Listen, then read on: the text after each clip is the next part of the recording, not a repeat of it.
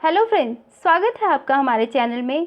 आज का हमारा टॉपिक है अर्थालंकार में भ्रांतिमान अलंकार और संदेह अलंकार। तो अभी हम लोग भ्रांतिमान अलंकार की परिभाषा देखते हैं। दोस्तों, जैसा कि भ्रांतिमान नाम से ही स्पष्ट है कि भ्रम उत्पन्न होना, अर्थात किसी भी वस्तु को देखकर हमें भ्रम उत्पन्न हो जाता है, तो वहाँ पर भ्रांतिमान अलंकार होता है। उपमेय में उपमान की भ्रांति होने से, अर्थात उपमेय जो प्रस्तुत है, उपमान जो अप्रस्तुत है, इससे भ्रांति उत्पन्न होने से तथा उसके अनुरूप क्रिया होने से भ्रांतिमान अलंकार होता है। इसको हम यदि सरल शब्दों में देखें तो जहाँ समानता के कारण एक वस्तु में किसी दूसरी वस्तु का भ्रम उत्पन्न हो जाता है और अंत में भ्रम समाप्त हो जाता है, वहाँ भ्रांतिमान अलंकार होता है। दोस्तों, यहाँ पे ध्यान देने योग्य बात है कि भ्रम तो उत्पन्न होता है, किंतु वो भ्रम जो है अंत में समाप्त हो जाता है, तो ये भ्रांतिमान अलंकार है। इसे हम परिभाषा से देखते हैं। नाक का मोती अधर की कांति से, बीज दाड़िम का समझकर भ्रांत से, देखकर सहसा हुआ शुक मौन है, सोचता है अन्य शुक यह कौन है। यहाँ पर इस पंक्ति में जो है एक नायिका और एक तोते का वर्णन है। तोता पेड़ की डाल पर बैठा हुआ है और वो जो नाक का मोती अधर की कांति, अर्थात नायिका जो है अपने नाक में मोती पहनी हुई है और अपने होठों पर लाल रंग लगाए हुए है। तो नायिका के जो होठों की छवि उसके दांतों पर पड़ती है, तो वो अनार के दाने के समान उसको तोते को दिखाई देता है। और जब उसके मोती, अर्थात जो नाक में मोती पहने हुए है नायिका, उस पे पड़ती है उसके अधरों की छवि अर्थात कांति, तो वो उसे लाल रंग अर्थात तोते के समान, तोते की चोंच के समान दिखाई देता है। तो वो तोता दूर बैठे सोचता है, अर्थात उसे भ्रम हो जाता है कि यहाँ पे ये अनार का दाना है कि क्या है, और सोचता है कि ये यहाँ पर उसकी नाक देखकर, उसकी जो प्रतिबिंब जो है लाल आती है, तो वो उसके नाक देखकर ये सोचता है कि यहाँ पर ये दूसरा तोता कौन है, मैं तो यहाँ पर हूँ, फिर ये दूसरा तोता यहाँ पर कैसे। तो वो उसे नायिका को देखकर और उसके नाक की जो कील है उसे देखकर उसको यहाँ पर भ्रम हो जाता है, तो यहाँ पर भ्रांतिमान अलंकार है। नेक्स्ट देखते हैं हम लोग उदाहरण। कपि कर हृदय विचार, दीन ही मुद्रिका डारी तब, जनु अशोक अंगार, दीन ही हरस उठ कर गहु। यहाँ पर इस पंक्ति में सीता जी जब अशोक वाटिका में रहती हैं और हनुमान जी जब उनका पता लगाने के लिए लंका में जाते हैं, तो अशोक के पेड़ से वो राम के पहचान की अंगूठी गिराते हैं, तो सीता जी उसे देखकर एकदम भ्रमित हो जाती हैं। और इसलिए भ्रमित हो जाती हैं क्योंकि वो अंगूठी इतनी दीप्ति है, उसमें इतनी चमक है कि उस अंगूठी में उसे अंगार होने का भ्रम हो जाता है। अंगार अर्थात जो है आग का कोई टुकड़ा, ऐसा लगता है कि कोई आग का टुकड़ा जलते हुए यहाँ पर आ गया है और वही है यहाँ पे, तो उन्हें अंगूठी में अंगार होने का भ्रम हो जाता है। नेक्स्ट देखते हैं हम लोग। जान श्याम घनश्याम को, नाच उठे सब मोर। कृष्ण, भगवान कृष्ण अर्थात श्याम का रंग जो है काला है, और जब वो वन में जाते हैं तो उनको देखकर सारे मयूर नृत्य करने लगते हैं भ्रमवश। कैसे भ्रमवश? वो इसलिए कि जो कृष्ण के काले रंग को देखकर सारे मयूर अर्थात मोर को घनश्याम अर्थात बादल होने का वो भ्रम उत्पन्न हो जाता है। जब बादल आता है अर्थात जब बारिश होने वाली होती है, तो सारे मोर नृत्य करने लगते हैं, तो उन्हें श्याम को देखकर घनश्याम होने का भ्रम उत्पन्न हो जाता है सारे मयूर को, तो वो लोग नृत्य करने लगते हैं। नेक्स्ट देखते हैं हम लोग। पाए महावरी दैन को, नाइन बैठी आए, फिर जान महावरी, एड़ी मीड़त जाए। यहाँ पर एक नायिका और एक नाइन का वर्णन है। नाइन जो है, नाई की पत्नी को नाइन बोलते हैं।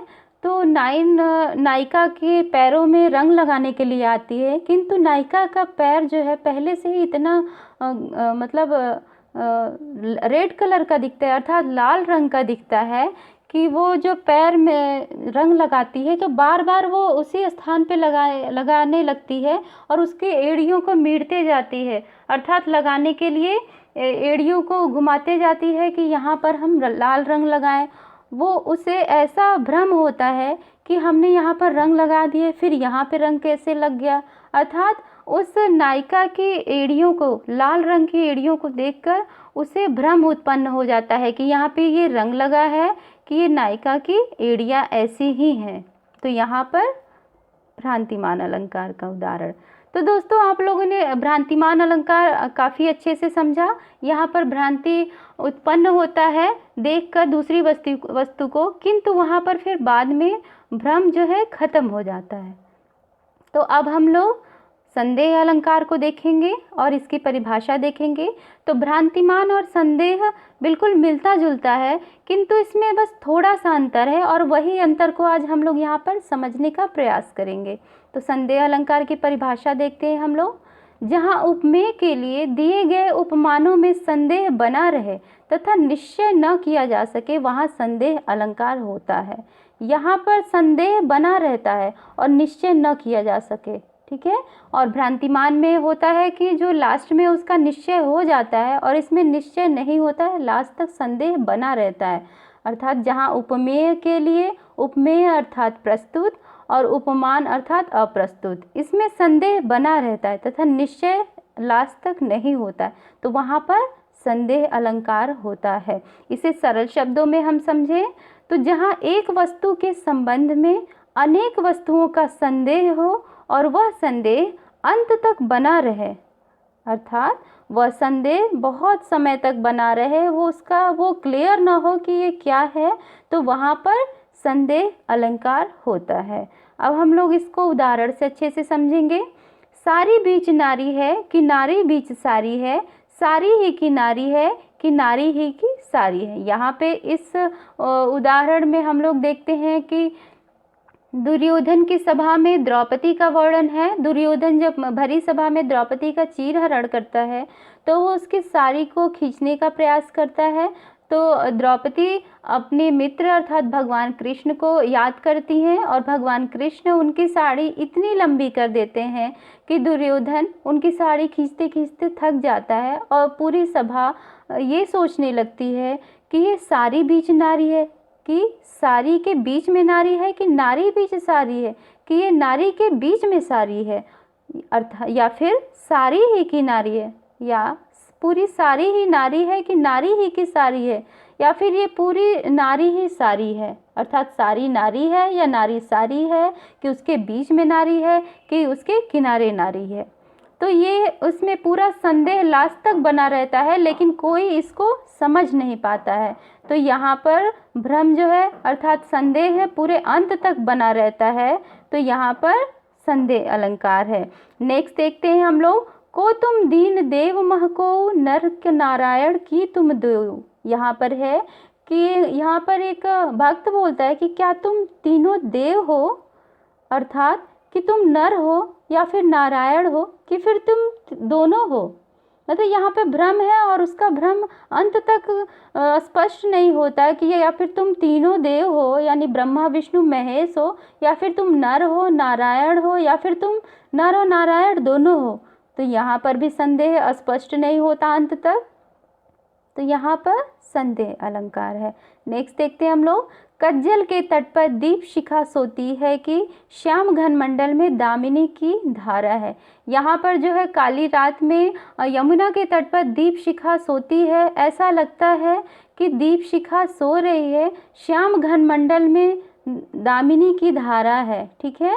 यहाँ पर ये दिखाया गया है कि कज्जल के तट पर दीप शिखा अर्थात दीपों की रोशनी, दिए की ज्वाला ऐसा लगता है सोती है कि श्याम घन मंडल में दामिनी की धारा है। यहाँ पर संदेह होता है कि कहीं ये दीप शिखा सो रही है या फिर श्याम घन मंडल में अर्थात काले बादलों की छाया में दामिनी अर्थात बिजली की धारा है, यहाँ पे बिजली की धारा चमक रही है। तो यहाँ पर भी संदेह बना हुआ है कि दीप शिखा है या फिर दामिनी अर्थात बिजली है। नेक्स्ट देखते हैं हम लोग। भूखे नर को भूलकर हर को देते भोग, पाप हुआ या पुण्य हर्ष करूँ या शोक। यहाँ पर भी संदेह बना हुआ है। यहाँ पे जो है ये दिखाया गया है कि मनुष्य भूखे नर को भूलकर अर्थात मनुष्य भूखे, जो मनुष्य भूखा है उसको भूलकर हर को देते भोग, हर अर्थात भगवान शंकर को भोग लगाते हैं, 56 भोग लगाते हैं।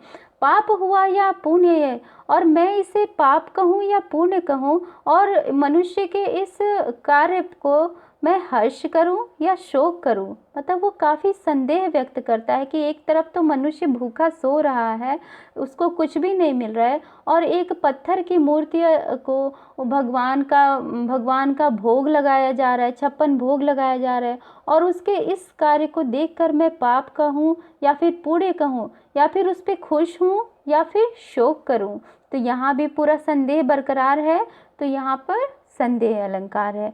नेक्स्ट देखते हैं हम लोग, संसद या मंडी कहूँ, हल्ला गुल्ला हो रहा, आम आदमी रो रहा। यहाँ पर ये दिखाया गया है कि संसद भवन में इतनी ज़्यादा बहस होने लगती है आपस में कि ऐसा लगता है कि यहाँ पे ये कोई सब्जी मंडी है। यहाँ पर अलग अलग तरह की दुकानें लगी हुई हैं, और बहुत ज़्यादा हल्ला गुल्ला होता रहता है, शोर शराबा होता रहता है, और दूर आम आदमी रोता रहता है। तो यहाँ पर भी संदेह व्यक्त हुआ है कि ये संसद है या फिर ये सब्जी मंडी है। यहाँ पर खूब शोर शराबा हो रहा है, किंतु ये लास्ट तक भी क्लियर नहीं होता, तो यहाँ पर संदेह अलंकार है। ठीक है, तो हम लोगों ने संदेह अलंकार और भ्रांतिमान अलंकार को काफ़ी अच्छे से समझा। भ्रांतिमान में जो है भ्रम जो है अंत तक बना रहता है, और भ्रांतिमान अलंकार में संदेह भ्रम जो है पूरे लास्ट तक तो रहता है, किंतु वो अंत में क्लियर हो जाता है, और किंतु संदेह अलंकार में हमारा भ्रम संदेह लास्ट तक बना रहता है। Thank you.